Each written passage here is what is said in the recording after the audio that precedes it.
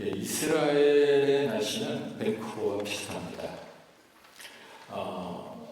그 우기가 있고요. 그래서 우기가 보통 10월부터 시작해서 3월까지 6개월 동안의 우기가 되죠. 이 밴쿠버도 비슷하죠. 밴쿠버와 다른 점이 있다면 강우량이 여기보다 적다는 것입니다. 그리고 거기 온도가 좀 그래도 한 3, 4도 정도 높다는 것이죠. 아마 그 이스라엘이 연편에 지중해를 끼고 있고 아마 밴쿠버가 옆에 태평양을 끼고 있고 그래서 해양성 기후이기 때문에 비슷하지 않나 생각합니다. 성경에서 하나님께서 늦은 비와 이른 비를 주시겠다고 말씀하시는데 늦은 비는 이른 비는 10월 우기가 시작되기 전에 오는 게 이른 비입니다. 그래서 9월에 내리는 비가 이른 비고 늦은 비는 이제 우기가 끝나고 나서 3월에 끝나는데 그때도 내리는 비, 4월이나 5월에 내리는 비도 우리가 이제 늦은 비라고 하죠. 그래서 하나님께서 이른 비와 늦은 비를 주시겠다는 것은 그만큼 농사에 도움을 주고 하나님께서 도움을 주고 그 농사가 잘 되도록 은혜를 주시겠다는 그런 뜻입니다. 우리 이제 오늘 본문의 배경은 아마 6월절 기간에 예수님께서 예루살렘을 방문하셨던 기간의 일로 추정이 됩니다. 6월절은 우리가 지금 사용하고 달력으로 계산하면 보통 3월에서 4월 정도가 됩니다.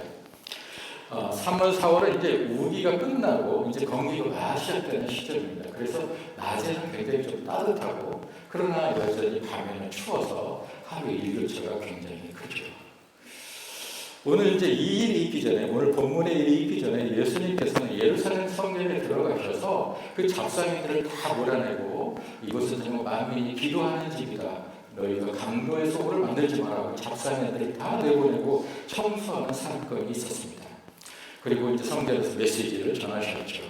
이제 사역을 마치고 이제 피곤한 몸을 이끌고 숙소에 돌아오셨습니다. 이제 제자들과 같이 손발을 씻고 식사를 하고 그날 하루 있었던 일에 대해서 좀 이야기하고 이제 각자 잠자리에 들려고 하는 그 시점에 누가 문을 두드리는 것이었습니다. 그래서 제자들이 나가봤죠. 그랬더니 말쑥한 신사가 와 있는 것이었습니다. 그 외모를 보게 되면 그 얼굴이나 그 옷차림새로 와서 이 사람은 보통 사람이 아니었습니다. 굉장히 유대의 고위 관리였던 것이죠. 지금 제자들은 갈릴리 출신으로 굉장히 일종의 갈릴리 시골 사람입니다. 그들이 지금 예루살렘에 와서 있는데 굉장히 지금 기가 죽어 있고 위축되어 있었는데 그 앞에 나타난 그 유대의 고위 관리, 예루살렘의 고위 관리를 보자 더욱 마음이 위축되었을 것입니다. 그래서 보통 사람 같으면 자, 예수님 우리 스승님이 너무 피곤하시니까 오늘 너무 늦었으니까 내일 밝을 때 오시라고 그렇게 말할 수 있었지만 그 사람의 그 풍기는 그 개인적인 어떤 풍무와 또 그 옷에 한밤에 이 다시 추운 날씨에 이렇게 홀로 찾아온 그것을 보고 이것은 예산 일이 아니라고 생각해서 그를 예수님 앞으로 인도했습니다. 그래서 니고데모와 예수님 유대의 어떤 전통적인 볼키스를 하고 이제 방에 앉게 되었죠. 예수님과 제자들이 앉고 한쪽에 니고데모가 앉았습니다. 밤은 시간은 이제 밖은 밤이었고 밖에 바람은 많이 불고 있었습니다. 이제 그 문틈 사이로 들어온 바람이 그 방 안에 있는 그 등잔불을 건들 때마다 등잔불이 흔들리고 그에 따라서 이제 니고데모의 그 벽에 있는 큰 그림자도 같이 흔들리는 그런 광경이었습니다. 이제 잠깐 침묵이 흐른 뒤에 니고데모가 말문을 열기 시작했습니다. 우리 1절과 2절을 다 같이 읽어보도록 하겠습니다. 시작. 그런데 바리새인 중에 니고데모라는 사람이 있으니 유대인의 지도자라. 그가 밤에 예수께 와서 이르되 라비여 우리가 당신은 하나님께로부터 오신 선생인 줄 아나이다. 하나님이 함께 하시지 아니하시면 당신이 행하신 이 표적을 아무도 할 수 없음이니이다. 니고데모는 지금 바리새인이라고 되어 있고 또 유대인의 지도자라고 써 있습니다. 우리가 성경을 읽을 때 바리새인, 우리는 신약을 읽었기 때문에 그런 외식하는 사람, 아주 그냥 외식하는 사람의 대명사 바리새인 우리는 이해하고 있지만 그 당시 바리새인이란 말 자체가 구별된 자였고 정말 그들은 하나님을 위해서 헌신된 자였고 하나님 모세 율법에 철저히 따르는 구별된 삶을 살고 있는 사람들이어서 백성들로부터 굉장히 존중을 받고 그 다음에 큰 권위를 갖고 있는 사람이었습니다. 또 유대인의 지도자라고 되어 있는데 이것은 단순히 리더라는 뜻이 아니라 그 당시에 유대인 최고 의결기구인 산헤드린 공회원이라는 뜻입니다. 영어 성경에 보면은 거기에 Jewish Ruling Council이라고 그래가지고 정확하게 영어 성경은 비교적 자세히 설명이 되어 있습니다. 산헤드린 공회는 제사장 가문, 그 다음에 성경학 율법교사, 서기관 이런 사람들로 구성된 약 70명으로 구성된 사람들이었습니다. 그래서 이들은 유대의 최고 의결기관이었고 최고 재판소 역할을 했습니다. 물론 로마 총독이 있지만 종교적인 문제 그리고 자치 문제에 관해서는 가장 최고의 기관이었던 것이죠. 그런데 그 산헤드린 공회원인 니고데모가 밤에 찾아왔습니다. 우리가 밤에 온 이유는 두 가지로 추정해 볼 수 있습니다. 하나는 낮에는 예수님이 너무 바쁘니까 밤에 조용히 만나서 좀 깊게 이야기하고 싶어서 찾아왔을 수도 있습니다. 또 하나는 사람들 눈이 두려워서 사람들을 피해서 밤에 찾아올 수도 있습니다. 그런데 나중에 요한이 나중에 19장 30절에서 이렇게 표현을 합니다. 예수께서 십자가에서 돌아가신 후 일찍 예수께 밤에 나왔던 니고데모도 모략과 침향 섞은 것을 100근씩 가지고 온지라 이렇게 이야기합니다. 그냥 예수께 나왔던 니고데모라고 하지 않고 꼭 밤에 나왔던 니고데모라고 이렇게 표현하는 것을 봐서 그동안 니고데모는 예수님과의 관계를 숨기고 있다가 예수님께 돌아가시니까 그때 커밍아웃을 한 듯한 뉘앙스로 쓰고 있는 것으로 봐서 지금 니고데모가 밤에 찾아온 것은 여러 사람들이 눈을 두려워해서 밤에 찾아왔다고 생각하는 것이 훨씬 더 타당할 것 같습니다. 만약에 낮에 찾아올 경우 지금 예수 그리스도는 유대인 지도자들에게 그 사람은 하나의 이단의 신흥 종교의 교주 같은 그렇게 인식이 되고 있는데 그런 유대의 최고 종교 관리가 그 사람을 만났다는 것은 그것이 알려질 경우 나중에 있게 될 어떤 정치적인 폭풍을 두려워해서 몰래 찾아왔다고 볼 수 있는 것이죠. 그런데 니고데모는 다른 산헤드린 공회원과 달리 종교적으로 굉장히 목마른 사람이었습니다. 그래서 예수님께서 문둥병자를 고치고 죽은 사람을 살리는 기적을 행하시는 것을 보고 저분은 분명히 예수님과 함께 하시고 계시구나. 그래서 그것을 감지하고 직접 한번 얘기하고 싶어서 이제 체면 불구하고 밤에 예수님의 숙소를 찾게 된 것이죠. 니고데모의 질문에 예수님께서 이제 대답하십니다. 우리 3절을 읽어보겠습니다. 시작. 예수께서 대답하여 이르시되 진실로 진실로 내게 이르노니 사람이 거듭나지 아니하면 하나님 나라를 볼 수 없느니라. 예수님은 어떤 분이십니까? 예수님은 창세전에 하나님과 같이 계셨던 분. 그래서 하나님께서 창조하실 때 말씀으로 같이 동역하셨던 분이십니다. 그리고 하나님의 아들이면서 또 하나님이시죠. 그분은 세상의 모든 것을 꿰뚫고 계시는 분이십니다. 그 대표적인 증거가 마태복음 17장 24절에 보게 되면 예수님께서 가버나움을 방문하게 되죠. 그런데 성전의 관리가 예수님과 베드로에게 성전세를 내라고 합니다. 반세례씩, 1인당 반세례씩 내라고 하죠. 그러자 예수님이 베드로에게 묻습니다. 베드로야, 세상에 있는 놈이 누구한테 세금을 받냐? 자기 아들한테 받냐? 다른 사람들을 받냐? 베드로가 대답하죠. 다른 사람들한테 받지요 라고 대답을 합니다. 그래요? 그러면 성전은 하나님을 예배하기 위해서 만든 성전인데 그 하나님의 아들이 왔는데 세금을 받는다는 게 말이 되냐? 그렇지만 내가 그 사람들로부터 실족하지 않기 위해서 그 사람 비위를 상하지 않기 위해서 너는 지금 갈릴리 바다로 가서 낚시를 해라.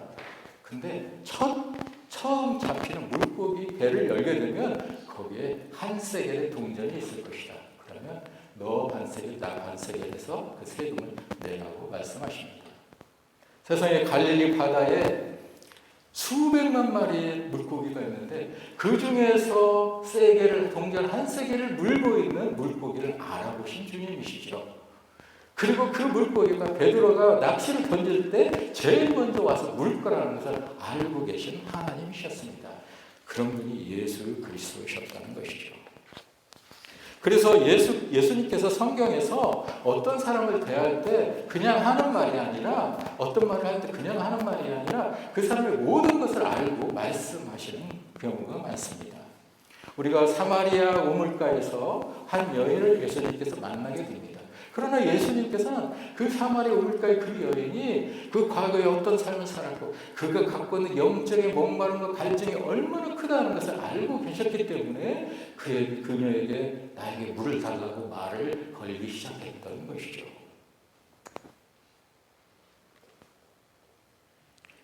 또 부자 청년이 예수님을 찾아와서 자 선한 선생님이여 제가 어떻게 영생을 얻겠습니까? 라고 말했을 때 그래 이것과 이것을 해라.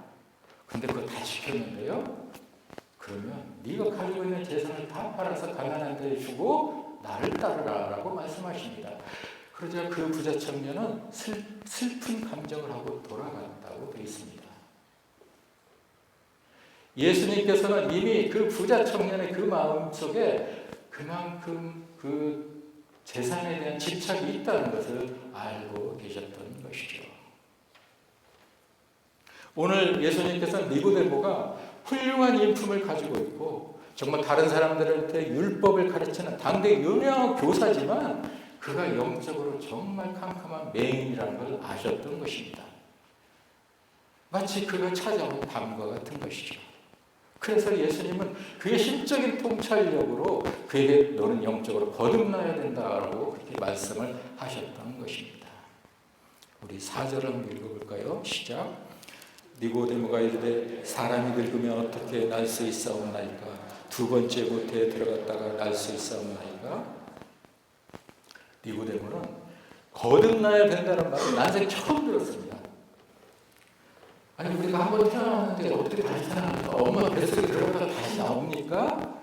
니고데모의 질문은 우리가 보기에는 좀 우스꽝스럽지만 너무 순수하고 순진한 질문이었던 것이죠.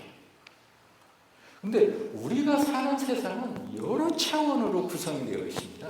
예를 들면 자 식물을 보십시오. 동물들이 와서 식물을 갉아먹고 식물을 먹습니다. 그러면 식물은 자기가 왜 죽는지 모르고 죽어요. 식물보다 한 차원 높은 게 동물이기 때문입니다. 그럼 동물은 자 우리가 어떤 집에 아이가 부모한테 혼이 났어요. 부모한테 꾸지람을 듣고 와서 집에 있는 강아지를 발로 확 찼어요. 기분 나빠서. 강아지는 내가 왜 차임을 강한지 모릅니다. 우리가 막 걸어가다가 개미를 밟아서 죽여요. 근데 개미는 자기가 왜 죽는지 몰라요.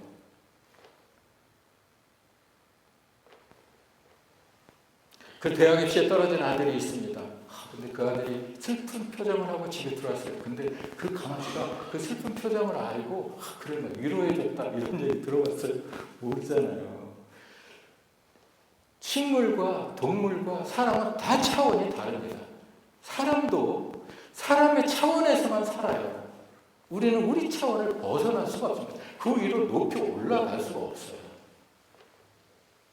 우리는 하나님의 차원을 이해할 수가 없습니다. 우리는 우리 차원에 갇혀서 살고 있는 것이죠. 지금 니고데모는 우리의 차원을 뛰어넘어 사시는, 우리 차원을 뛰어넘어서 그곳에서 오신 그 다른 차원에서 오신 예수님의 이야기를 듣고 전혀 이해가 안 되는, 전혀 이해가 되지 않았던 것입니다.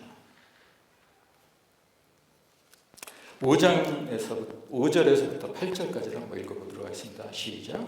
예수께서 대답하시되 진실로 진실로 내게 이르노니 사람이 물과 성령으로 나지 아니하며 하나님 나라에 들어갈 수 없느니라. 육으로 난 것은 육이요 영으로 난 것은 영이니 내가 내게 거듭나야 하겠다 하는 말을 놀랍게 여기지 말라. 바람이 임으로 불매 내가 그 소리는 들어도 어디서 와서 어디로 가는지 알지 못하나니 성령으로 난 사람도 그러하니라. 예수님은 지금 하나님 나라에 들어가려면 물과 성령으로 거듭나야 된다고 말씀하십니다. 이제 물과 성령으로 거듭나야 된다는 것을 우리 성경학자들은 여러 가지로 해석합니다. 어떤 분들은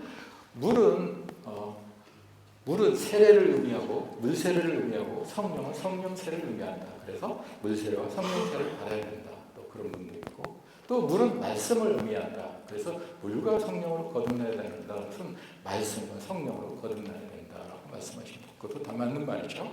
그런데 에스겔서 36장 25절에서 27절에 보게 되면 하나님께서 이스라엘 미래를 예언하시면서 내가 너희들을 물을 뿌려서 더러운 것을 정결케 하고 새 영을 너희에게 앞으로 줄 것이다 라고 그렇게 예언합니다. 그래서 물은 깨끗하게 하는 거고 또 영은 우리를 거듭나게 하는 것이죠. 그래서 물과 성령으로 태어난다는 것은 우리가 물로 정결해지고 깨끗해지고 성령으로 거듭나게 한다는 그런 하나의 그 패키지로 우리가 이해를 하면 좋겠습니다. 그러한 새로운 출생할 때 일어나는 일로 우리가 생각하는 것이 타당할 것 같습니다. 지금 예수님이 말씀하실 때 밖에는 바람이 많이 불고 있었습니다. 바람을 헬라어로 하면 퓨뉴마입니다. 그런데 성령도 퓨뉴마였습니다. 그래서 예수님께서 말씀하시는 거죠.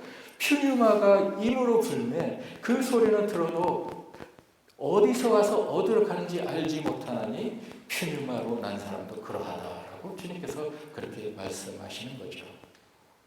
일종의 언어 유희죠. 예수님께서 그런 말씀을 되게 많이 하시는데 예수님께서는 지금 바깥에 바람이 부는 것을 빗대어서 설명을 하십니다.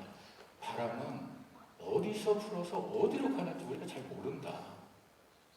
그 근원지도 모르고 종착지도 모른다. 그런데 우리가 바람이 분다는 것은 우리가 느낌으로 안다는 것이죠. 성령도 그렇다는 것입니다. 우리가 성령으로 태어난다는 것은 내가 언제 어디서 몇 시에 어떻게 성령으로 태어났는지 모르지만 성령으로 태어나고 나서부터는 성령으로 태어난 사람은 내가 성령으로 태어났다는 것을 안다는 것이죠. 여기서 거듭나다. 내가 거듭나야 되겠다. 거듭이란 말을 헬라어로는 아노텐입니다. 아노텐인데 근데 그 첫 번째 의미가 뭐냐면 from above, 위에서 태어난다는 뜻이고 두 번째 의미가 from the beginning, 처음으로 태어난다는 뜻이고 세 번째가 again이라는 뜻입니다.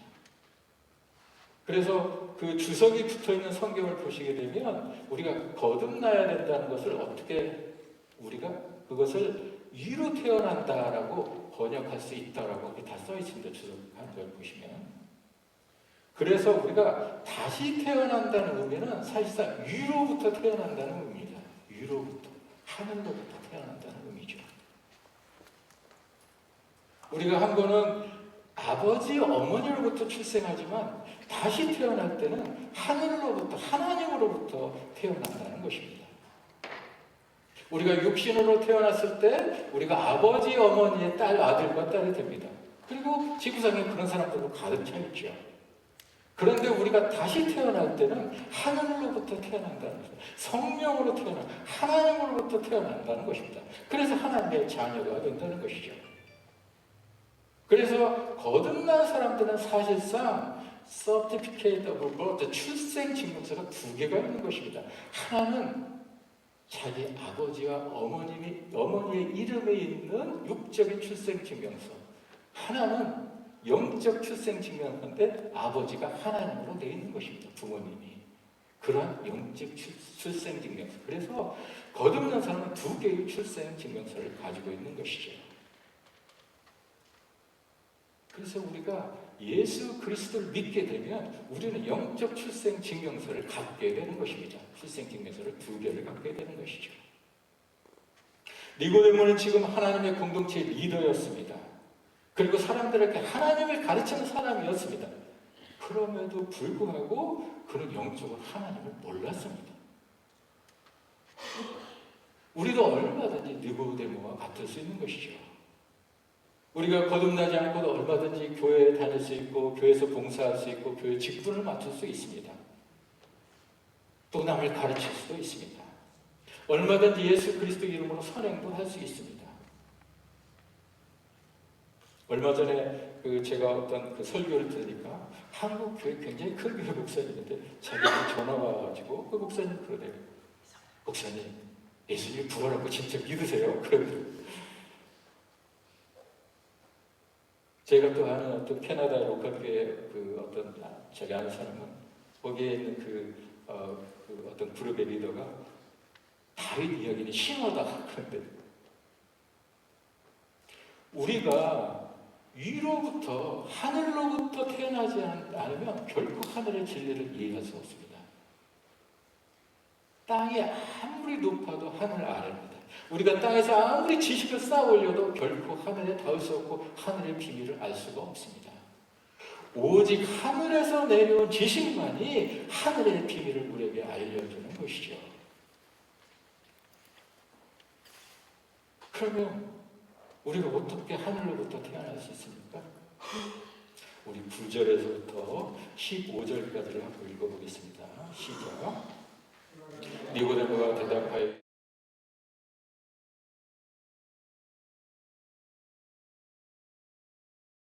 선생으로서 이러한 것들을 알지 못하느냐. 진실로 진실로 내게 이르노니 우리는 아는 것을 말하고 본 것을 증언하노라. 그러나 너희가 우리의 증언을 받지 아니하노라. 내가 땅의 일을 말하여도 너희가 믿지 아니하거든. 하물며 하늘의 일을 말하면 어떻게 믿겠느냐. 하늘에서 내려온 자 곧 인자 외에는 하늘에 올라간 자가 없느니라. 모세가 광야에서 믿은 것 같이 인자도 들려야 하리니 이는 그를 믿는 자마다 영생을 얻게 하려 하십니다. 예수님께서 말씀하십니다. 니고데모, 당신은 지금 이 시대의 최고의 성경의 석학이고 또 많은 사람들에게 성경을 가르치는 선생 중에 선생이면서 네가 어찌 그런 걸 모르느냐? 나는 하늘에서 내려온 자고 나는 하늘에서 살았다. 하늘에서 살아봤다.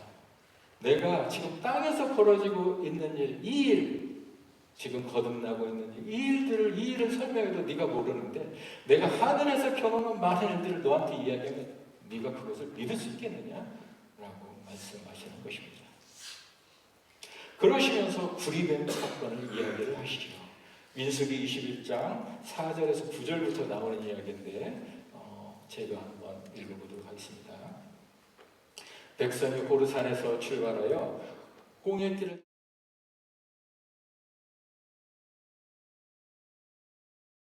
백성이 하나님과 모세를 향하여 원망하여 어찌하여 우리를 애굽에서 인도해야 되어 이 광야에서 죽게 하는가? 이곳에는 먹을 것도 없고 물도 없도다. 우리 마음이 이 하찮은 음식을 싫어하노라 하며 여호와께서 불뱀들을 백성 중에 보내어 백성을 물게 하심으로 이스라엘 백성 중에 죽은 자가 많은지라. 백성이 모세에게 이르러 말하되 우리가 여호와 당신을 향하여 원망함으로 범죄하여 싸우니 여호와께 기도하여 이 뱀들을 우리에게서 떠나게 하소서. 모세가 백성을 위해 기도하며 여호와께서 모세에게 이르되 불뱀을 만들어 장대 위에 매달아라. 물린 자마다 그것을 보면 살리라. 모세가 놋뱀을 만들어 장대 위에 다니 뱀에게 물린 자가 놋뱀을 쳐다본 즉 모두 살더라.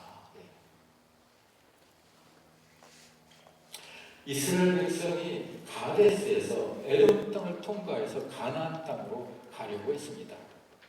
그런데 에돔 왕이 그걸 못 가게 막았어요.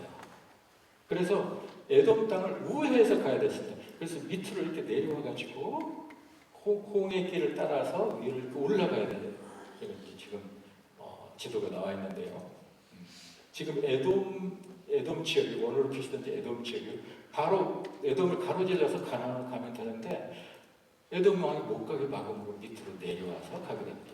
근데 저 그 코너가 지금 이제 아카바인데요. 계곡이 깊고 그래요. 거기를 돌아가려고 하니까 이스라엘 백성이 막 좀 짜증이 난 거죠. 그래서 이제 막 하나님께 이제 다시 원망하는 마음이 막 생겨서 원망을 하게 됩니다. 그러자 불뱀떼가 몰려왔어요. 그래서 백성들이 회개하고 이제 모세에게 정말 우리가 잘못했으니 중보기 하나님께 중보 기도를 해 주십시오. 그렇게 요청하죠. 그래서 모세가 하나님께 중보 기도를 합니다. 그래서 하나님께서 말씀하시죠. 불의로 그 불뱀을 만들어가지고 그것을 장대기 높이 달아라. 그래서 그것을 보는 자마다 살아나게 될 것이다 라고 말씀하십니다. 여기서 구리로 뱀을 만들어서 구리가 어떤 특별한 의미가 있는 것은 아닙니다. 그곳은 분원이라는 지역으로 지금도 구리산인데요. 그곳은 구리가 많이 나는 지역이 있습니다. 그래서 하나님께서 빨리 구리로 뱀을 만들어서 높이 달으라고 그렇게 말씀하시는 것이죠. 뱀에 물린 사람들은 그 뱀의 형상만 봐도 끔찍합니다. 그런데 그것을 바라보는 것입니다. 그런데 그 구리뱀을 바라본 사람들은 깨끗이 뱀에 물린 게 치유돼서 나았고, 어떤 사람들은 말도 안 된대요. 그 바라본다고 어떻게 다냐. 약초를 구해서 발라야지. 뱀의 독을 빼내고 약초를 구해서 발라야지. 그렇게 한 사람들은 약초를 찾다가 다 죽었다는 것이죠.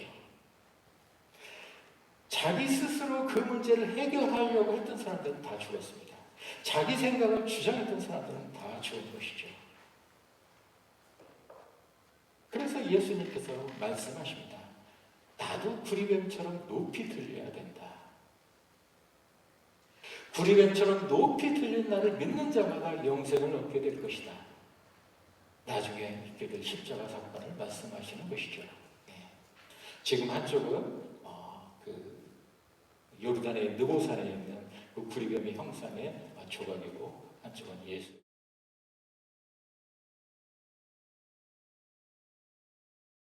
하나님 나라에 들어가려면 우리는 위로부터 태어나야 되고, 위로부터 태어나기 위해서는 광야의 구리뱀처럼 높이 들린 예수 그리스도의 십자가를 믿어야 된다는 것입니다.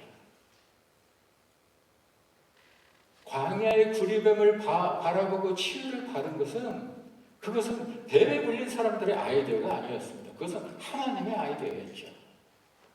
십자가를 바라보고 구원을 얻는다는 것은 우리같이 죄에 물든 사람들의 아이디어가 아니었습니다. 그것은 하나님의 아이디어였죠. 광야의 구리뱀을 바라보고 치유를 얻은 사람들은 그 사람들이 이성적인 판단에서 그런 것이 아니라 하나님의 말씀에 대한 순종과 믿음 때문에 살아났습니다. 우리가 십자가를 바라보고 구원을 얻는다는 것은 우리가 어떤 이성적인 판단에서 그런 것이 아니라 하나님의 말씀에 대한 순종과 믿음 때문에 우리가 구원을 받게 되는 것이죠. 구리뱀을 바라본 사람들은 뱀의 독으로부터 치유가 되었습니다. 마찬가지로 십자가를 바라본 사람은 죄의 독으로부터 치유되고 죄에서 자유되고 영생을 얻게 된다는 것입니다. 그러면 영생은 뭡니까? 우리가 마지막 16절을 한번 읽어보도록 하겠습니다. 3장 16절 유명한 말씀이죠. 자, 시작. 하나님이 세상을 이처럼 사랑하사 영생을 얻게 하려 하십니다. 복음서의 핵심 중에 핵심 구절입니다. 우리는 보통 영생을 어떻게 생각하냐면 죽음 후에 영원히 사는 거, 끝까지 사는 거라고 생각을 합니다. 그것도 맞는 말이에요. 그러나 성경은 영생, 생명, 구원, 하나님 나라가 거의 같은 개념으로 사용되고 있습니다. 그래서 성경이 말하는 영생은 우리가 생각하는 것보다 훨씬 더 포괄적이고 중요하고 차원이 높은 개념이죠. 우리 요한복음 5장 26절을 한번 보겠습니다. 한번 읽어보겠습니다. 시작. 아버지께서 자기 속에 생명이 있어 그 속에 있게 하셨고, 하나님께서 하나님의 생명을 가지고 있었습니다. 근데 그것을 예수 그리스도에게 주었다는 것입니다. 그래서 그 영생이 아들에게도 있다는 것이죠. 그 다음 요한복음 17장 1절에서부터 3절 한번 말씀 보겠습니다. 하시고 다 같이 읽겠습니다. 눈을 들어 하늘을 우러러 이르시되 아버지여 때가 이르렀사오니 아들을 영화롭게 하사 아들로 아버지를 영화롭게 하게 하옵소서. 아버지께서 아들에게 주신 모든 사람에게 영생을 주게 하시려고 만민을 다스리는 권세를 아들에게 주셨음이로다. 영생은 곧 하나님과 그를 보내신 자 예수 그리스도를 아는 것입니다. 하나님께서 아버지께서 아들에게 주신 모든 사람들에게 하나님은 영생을 주려고 하신다는 것이죠. 그러기 위해서 예수 그리스도에게 만민을 다스리는 권세를 주셨다는 것입니다. 그리고 영생은 뭐냐? 곧 하나님과 그를 보내신 자 예수 그리스도를 아는 것이라고 말합니다. 성경에서 항상 아는 것은 우리가 생각하는 것은 지적으로 아는 게 아닙니다. 그것은 항상 체험적으로 알고 경험적으로 알고 관계적으로 아는 것을 말하는 것이죠. 또 요한일서 5장 11절부터 13절 한번 읽어보겠습니다. 시작. 또 증거는 이것이 하나님 우리에게 영생을 주신 것과 이 생명이 그의 아들한테 있는 그것이니라. 아들이 있는 자에게는 생명이 있고 하나님의 아들이 없는 자에게는 생명이 없느니라. 내가 하나님의 아들을 믿는 너에게 이것을 쓰는 것은 너희로 하여금 너희에게 영생이 있음을 알게 하려 합니다. 하나님께서 영생을 가지고 있고 그 영생을 아들 예수 그리스도에게 주셨고 그 예수 그리스도를 통해서 우리가 그 영생을 받는다는 것입니다. 그래서 영생은 우리가 어떤 영원히 산다는 차원을 넘어서 하나님 안에 있는 생명이 바로 영생입니다. 하나님 안에 있는 생명은 우리가 받게 되는 것이죠. 창세전에 하나님께서는 자기 속에 있는 영생을 그 아들 예수 그리스도에게 주셨습니다. 그래서 예수 그리스도께서는 하나님의 생명을, 하나님의 영생을 가지고 계셨던 것이죠. 그런데 예수 그리스도께서 예수 그리스도를 믿는 모든 사람들에게 그 영생을 주신다는 것입니다. 그래서 우리가 영생을 갖는다는 것은 하나님의 생명을 갖는다는 것인데 하나님의 신적 생명을 갖는다는 겁니다. 이건 대단한 일이죠. 다시 오래 산다는 의미가 아니라 하나님의 신적 생명을 내가 받아들이는 것입니다. 하나님의 신적 생명을 가지고 있기 때문에 당연히 죽지 않습니다. 영원히 죽지 않는 것이죠. 하나님은 죄가 없으신 분이십니다. 그래서 하나님의 자녀가 되려면 우리의 죄가 없어야 돼요.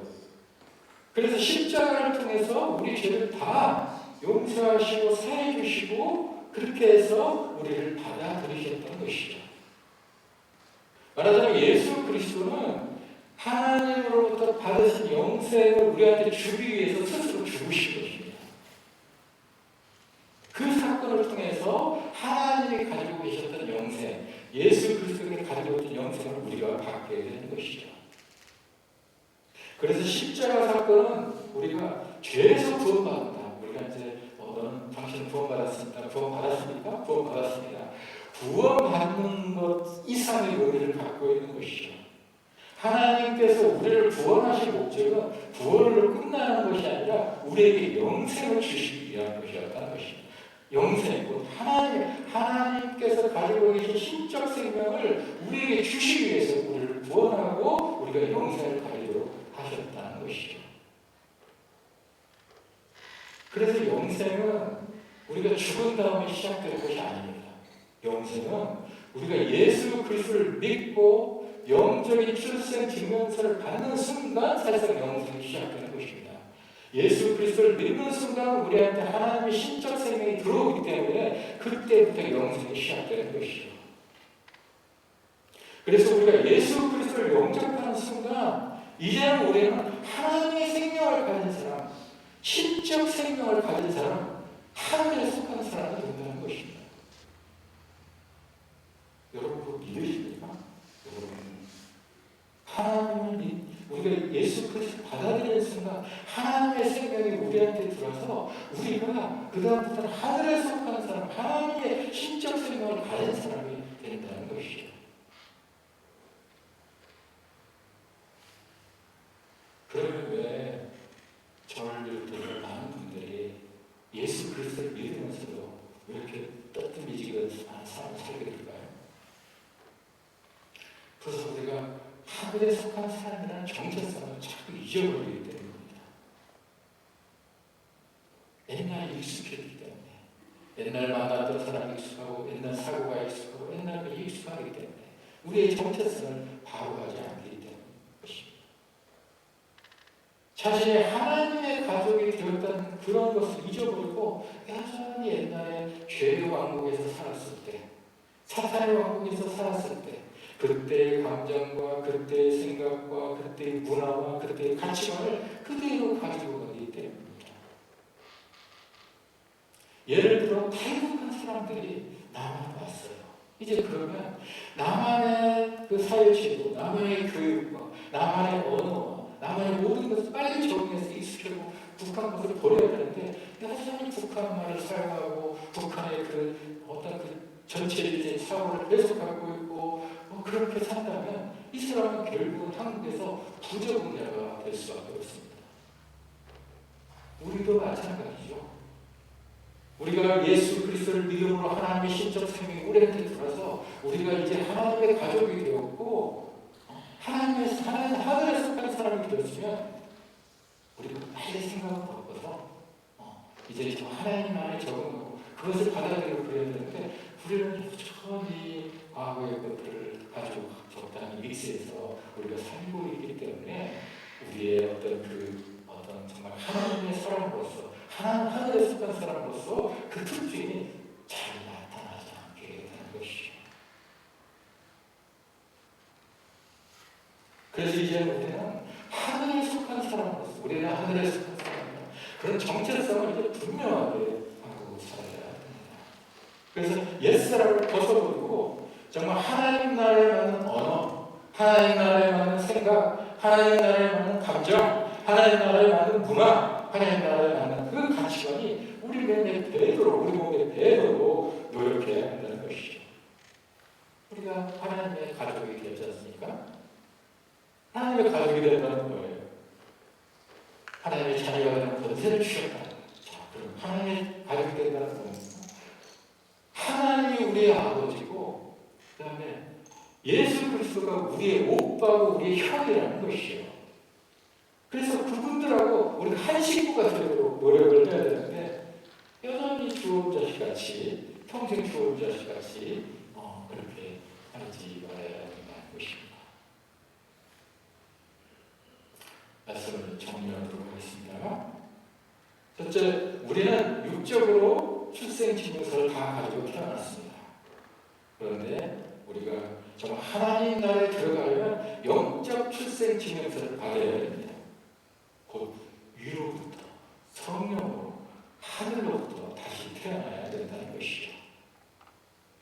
두 번째로 위로부터 태어나고 성령으로 태어나고 하늘로부터 다시 태어나기 위해서는 십자가에서 우리 죄를 위해 돌아가신 예수 그리스도를 믿고 그분을 받아들여야 된다는 것입니다. 셋째로 우리가 그분을 예수 그리스도를 믿게 되면 하나님의 아들 예수 그리스도께 주신 그 하나님이 예수 그리스도께 주신 하나님의 생명을 우리가 받게 된다는 것입니다. 그것이 영생이고 그것은 하나님과 같은 신적 생명을 말하는 것입니다.